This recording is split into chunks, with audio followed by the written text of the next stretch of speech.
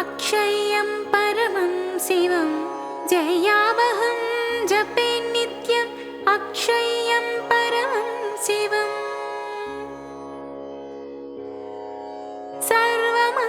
सर्वमङ्गलमाङ्गल्यं सर्वपापप्रणाशनं चिन्ताशोकप्रशमनम् आयुर्वर्धनमुत्तमं रश्मिमन्तं समुद्यन्तं देवासुरनमस्कृतं पूजयस्व विवस्वन्तं भास्करं भुवनेश्वरं पूजयस्व विवस्वन्तं भास्करं भुवनेश्वरम् सर्वदेवात्मको ह्येष तेजस्वी रश्मिभावनः एष देवासुरगणाल्लोकान् पाति गभस्तिभिः एष ब्रह्मा च विष्णुश्च शिवस्कन्दः प्रजापतिः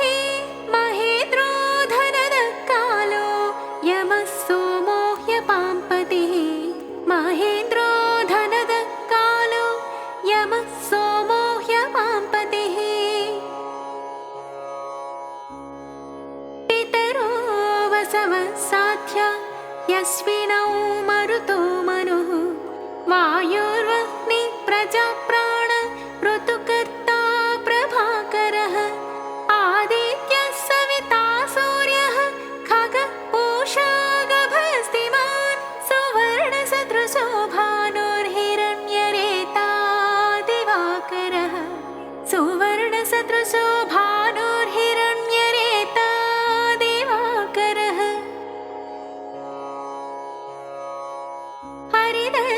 हरिदस्वसहस्राब्जे सप्तसप्तेर्मरीचिमान् तिमिरोन्मथनः शम्भुस्त्वष्टा मार्ताण्डांशुमान् हिरण्यगर्भः शिशिरस्तपनो भास्करो रविः अग्निगर्भोदिते पुत्रः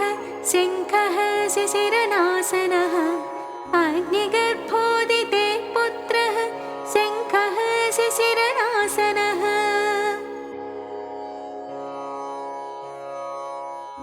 व्योमनाथस्तमो भेदे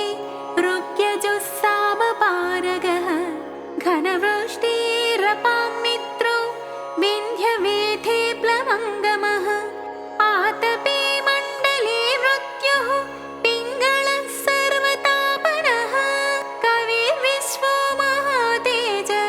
रक्तः सर्वभवोद्भवः कविर्विश्वो महातेज रक्तः सर्वभवोद्भवः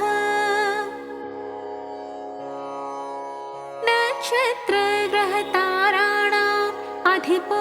विश्वभावनः तेजसामपि तेजस्वी द्वादशात्मन्नमोऽस्तु ते नमः पूर्वाय गिरये पश्चिमायात्रये नमः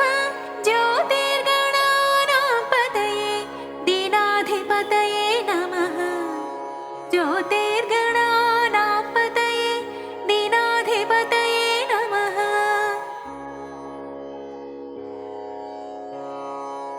जयाय जयभद्राय हर्यश्वाय नमो नमः नमो नमः सहस्रांशो आदित्याय नमो नमः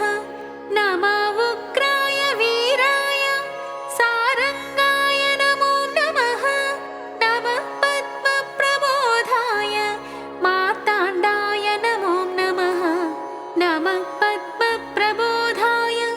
मार्ताण्डाय नमो नमः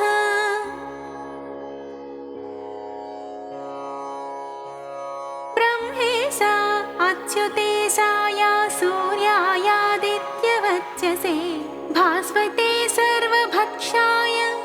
रौद्राय वपुषे नमः तमोघ्नाय हिमग्नाय शत्रुघ्नायामितात्मने कृतघ्नाय देवाय ज्योतिषां पतये नमः कृतघ्नाय देवाय ज्योतिषां पतये नमः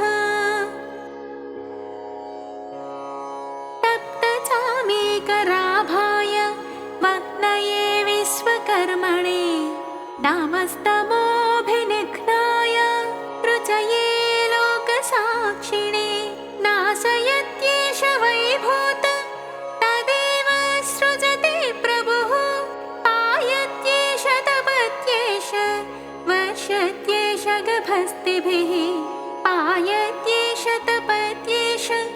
वर्षत्येष गभस्तिभिः येष सुप्तेषु जागर्ति भूतेषु परिनिष्ठितः एष एवाग्निहोत्रं च फलं चैवाग्निहोत्रिणां वेदाश्च क्रतवश्चैव क्रतूनां फलमेव च यानि कृत्यानि लोकेषु सर्व एष रविः प्रभुः यानि कृत्यानि लोकेषु सर्व एष रविः प्रभुः एनमापत्सु कृच्छ्रेषु कान्तारेषु भयेषु च कीर्तयन् पुरुषः कश्चिन्नावसीदति राघव पूजयस्वैनमेकाग्रो देवदेवं जगत्पतिम् एतत्त्रिगुणितं जप्त्वा युद्धेषु विजयिष्यसि एतत्त्रिगुणितं जप्त्वा युद्धेषु विजयिष्यसि अस्मिन् क्षणे महाबाहो रावणं त्वं वधिष्यसि एवमुक्त्वा तदागस्त्यो जगामाच यथागतम् एतत् श्रुत्वा महातेज नष्टशोको भवत्तदा धारयामास सुप्रीतो राघव प्रयतात्मवान् धारयामास सुप्रीतो राघव प्रयतात्मवान् आदित्यं प्रेक्ष्य जत्वा तु परं हर्षमवाप्तवान् श्रीराजम्य शुचैर्भूत्वा धनुरादाय वीर्यवान्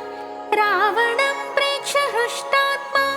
युद्धाय समुपागमत् सर्वयत्नेन महत वधे तस्य धृतोऽभवत् सर्वयत्नेन महता वधे तस्य धृतोऽभवत् अथ रविरवदन्निरीक्ष्य रामम् मुदिता